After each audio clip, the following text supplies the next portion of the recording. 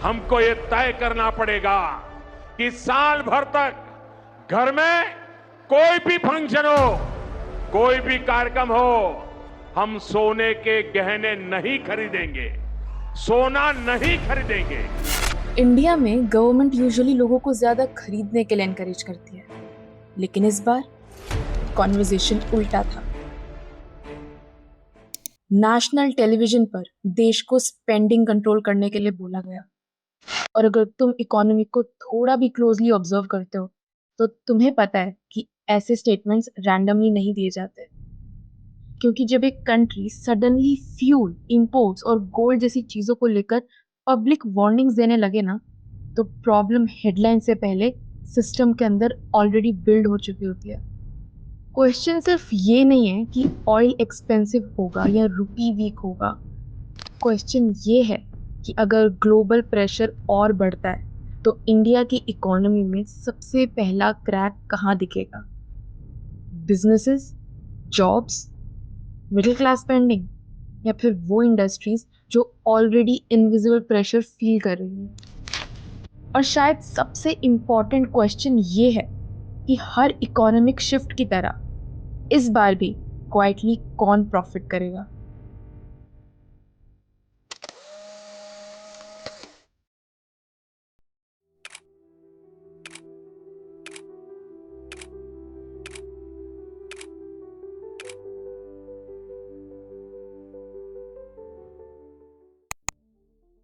India की economy का एक एक्लिस हील है, एक वीक पॉइंट जो हर ग्लोबल क्राइसिस में एक्सपोज हो जाता है।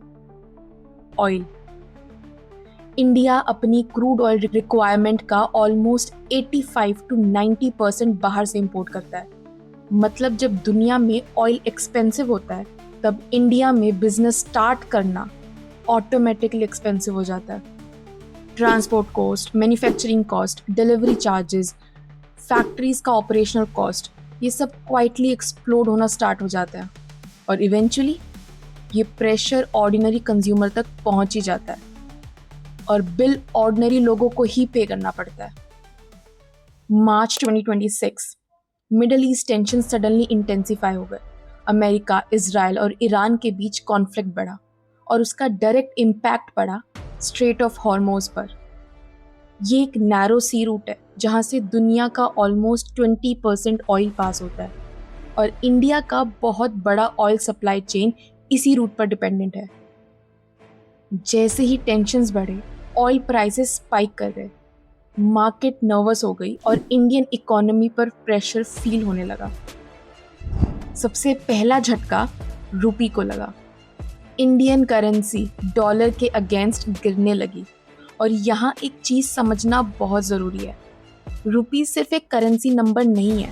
रुपी का गिरना मतलब है जो भी इंडिया इंपोर्ट करता है, machinery, electronics, chemicals, fertilizers, industrial products, और एक्सपेंसिव हो जाते हैं।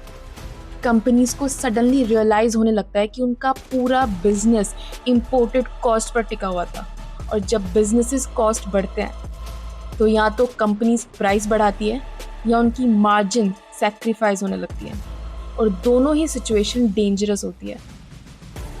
इसी वजह से फॉरेन इन्वेस्टर्स भी इंडियन मार्केट से बिलियन विड्रॉ करने लगे, क्योंकि अनसर्टेनिटी में स्मार्ट मनी हमेशा सेफर मार्केट की तरफ ही शिफ्ट करता है। और इसी बैकग्राउंड में गवर्नमेंट सिटीजन्स को एडवाइस दे रही है, फ्यूल बचाने के लिए, इंपोर्ट्स कम करने के लिए और गोल्ड बाइंग कंट्रोल करने के लिए बोला जा रहा है। हो सकता है कि एक पॉलिटिकल ड्रामा हो, या शायद नहीं, पर कोई भी क्राइसिस नॉक करके नहीं आती है। हम सब जानते हैं कि इस वक्त दुनिया में क्या हो रहा है, और लेफ्टिस्ट या राइटिस्ट ना सोच के हम वो सोचें जो एक्चुअली में हमें करना चाहिए और जो सही है और जो ज़रूरी है, क्योंकि ये सिर्फ एक इकोनॉमिक डेंजर नहीं है, ये एक सिग्नल है। क्योंकि ये इशू सिर्फ ऑयल क्राइसिस से नहीं हुआ है।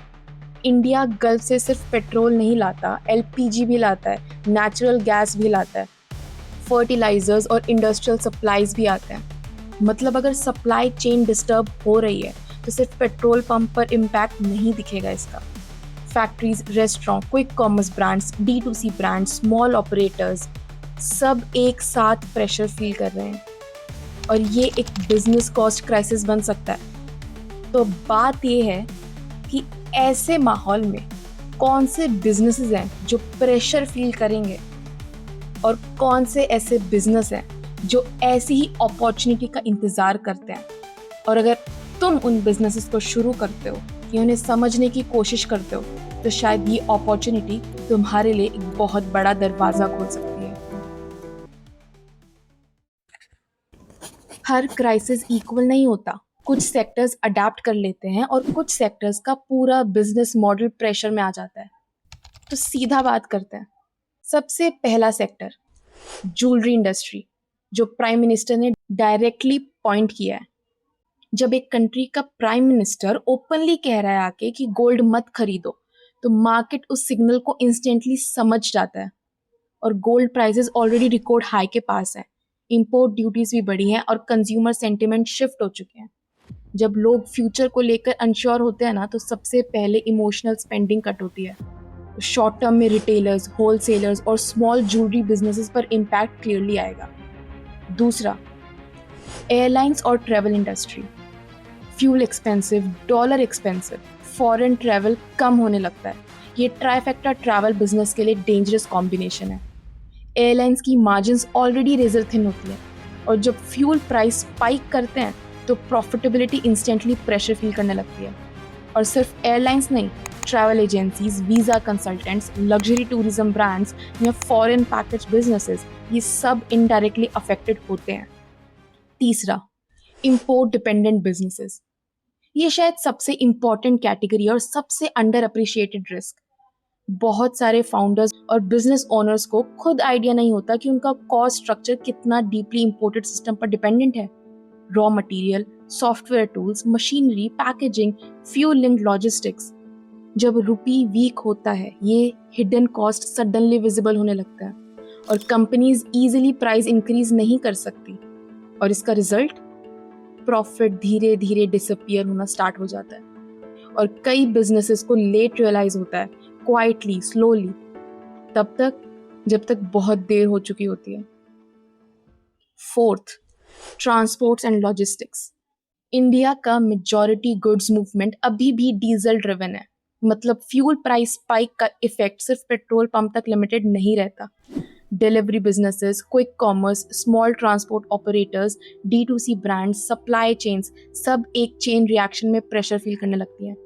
और जब लॉजिस्टिक्स एक्सपेंसिव होता है तो इवेंचुअली हर प्रोडक्ट एक्सपेंसिव हो जाता है। अब तुम में से कुछ सोच रहे होंगे, मैं तो बस जॉब करता हूँ या एक स्मॉल बिजनेस चलाता हूँ, इससे मेरा क्या कनेक्शन? डायरेक्ट कनेक्शन है। Macro economic pressure eventually ordinary life तक पहुंचता ही है। इन्फ्लेशन बढ़ता है, एक्सपेंसेस बढ़ते हैं, लेकिन सैलरीज उतनी फास्ट नहीं बढ़ती। बिजनेसेस प्रेशर फील करते हैं तो हायरिंग स्लो होती है, कॉस्ट कटिंग होती है और ग्रोथ रुक जाती है। पहले ये सिर्फ न्यूज लगता है, फिर एक दिन तुम नोटिस करते हो कि एक्सपेंसेस बढ़ गए हैं, लेकिन लाइफ उतनी इंप्रूव नहीं हो रही। लेकिन यहाँ एक चीज और है जो बहुत लोग मिस कर जाते हैं। इंडिया पहली बार इकोनॉमिक प्रेशर फेस नहीं कर रहा। 1991 में सिचुएशन इतनी सीरियस थी कि इंडिया के पास सिर्फ कुछ वीक्स के इंपोर्ट्स कवर करने लायक फॉरेक्स रिजर्व्स बचे थे। कंट्री ऑलमोस्ट बैंकरप्सी के एज पर थी। वही क्राइसिस इवेंचुअली इंडिया की बिगेस्ट इकोनॉमिक ट्रांसफॉर्मेशन का स्टार्टिंग पॉइंट बना। फिर 2008 आया, ग्लोबल फाइनेंशियल क्राइसिस। दुनिया भर के मार्केट क्रैश हुए, बिजनेसेस कोलैप्स हुए, लेकिन इंडिया कंपैरेटिवली फास्टर रिकवर करने वाली मेजर इकोनॉमीज में से एक था। फिर कोविड, मॉडर्न हिस्ट्री का बिगेस्ट इकोनॉमिक शॉक। बिजनेसेस बंद हुए, जॉब्स गई, इकोनॉमी कॉन्ट्रैक्ट हुई, लेकिन कुछ ही टाइम बाद इंडिया फिर ग्रोथ ट्रैक पर वापस आ गया। और इन तीनों सिचुएशंस में एक पैटर्न कॉमन था, क्राइसिस ने सबको इक्वली अफेक्ट नहीं किया। कुछ लोग फाइनेंशियली और मेंटली कोलैप्स कर गए और कुछ लोग एग्जैक्टली उन्हीं पीरियड्स में स्ट्रॉन्गर बनकर निकले। क्यों? क्योंकि उन्होंने पैनिक नहीं किया, उन्होंने शिफ्ट को जल्दी समझा। और ऑनेस्टली, फियर अटेंशन लाता है, इसलिए नेगेटिव हेडलाइंस जल्दी स्प्रेड होती हैं। और इंडिया की इकोनॉमी के फंडामेंटल्स अभी भी कंपैरेटिवली स्ट्रांग हैं। Forex reserves globally solid position में है। इंडिया का लार्ज पार्ट डेट रुपी डिनोमिनेटेड है। ग्लोबल एजेंसीज भी long term India growth story पर अभी भी टिकी हुई हैं। मतलब सिचुएशन सीरियस है, लेकिन कोलैप्स वाला नैरेटिव एक्यूरेट नहीं है। ये एक प्रेशर फेज है, एक टेस्ट। और इकोनॉमिक टेस्ट इंटरेस्टिंग क्यों होते हैं? क्योंकि ये वीक बिजनेस मॉडल एक्सपोज करते हैं, कंज्यूमर बिहेवियर चेंज करते हैं और नए अपॉर्चुनिटीज क्रिएट करते हैं। क्योंकि हर मेजर इकोनॉमिक शिफ्ट के बाद वेल्थ भी शिफ्ट होती है। तो बात करते हैं कि ऐसे कौन से सेक्टर्स हैं जो एक्चुअली में इस अपॉर्चुनिटी में ग्रो कर सकते हैं। हर इकोनॉमिक प्रेशर सिर्फ लूजर्स क्रिएट नहीं करती, वो नए विनर्स भी क्रिएट करती है। हिस्ट्री देखें, हर मेजर क्राइसिस के बाद वेल्थ रीडिस्ट्रीब्यूशन हुआ है। कुछ इंडस्ट्रीज कोलैप्स हुई हैं और कुछ इंडस्ट्रीज एक्सप्लोड कर गई। और 2026 में भी एग्जैक्टली वही हो सकता है। तो बात करते हैं कुछ ऐसे इंडस्ट्रीज की, कुछ ऐसे फील्ड की जिसमें बिजनेस करना या पैसे लगाना तुम्हारे लिए एक बहुत बड़ी अपॉर्चुनिटी क्रिएट कर सकता है। पहला सेक्टर, डोमेस्टिक मैन्युफैक्चरिंग। जब रुपी वीक होता है, इंपोर्टेड प्रोडक्ट्स एक्सपेंसिव हो जाते हैं और एग्जैक्टली वही इंडियन मैन्युफैक्चरर्स के लिए क्वाइटली एक विंडो ओपन करता है और सडनली लोकल ऑल्टरनेटिव ज्यादा अट्रैक्टिव लगने लगते हैं। Electronics, industrial products, agri processing, speciality chemicals, EV components, जो बिजनेसेस इंपोर्ट डिपेंडेंसी रिड्यूस कर सकते हैं, उनके लिए ये मार्केट क्वाइटली एक्सपैंड हो रहा है। और इंडिया ईयू ट्रेड एग्रीमेंट जैसे मूव्स एक्सपोर्ट फोकस्ड बिजनेस को फर्दर एडवांटेजेस देंगे। दूसरा, रिन्यूएबल एनर्जी। ऑयल क्राइसिस का एक प्रिडिक्टेबल पैटर्न होता है। जितना फ्यूल एक्सपेंसिव होता है, उतनी अग्रेसिवली कंट्रीज ऑल्टरनेटिव्स पुश करती हैं। India already solar, wind, EV infrastructure और ग्रीन हाइड्रोजन पर अग्रेसिवली इन्वेस्ट कर रहा है।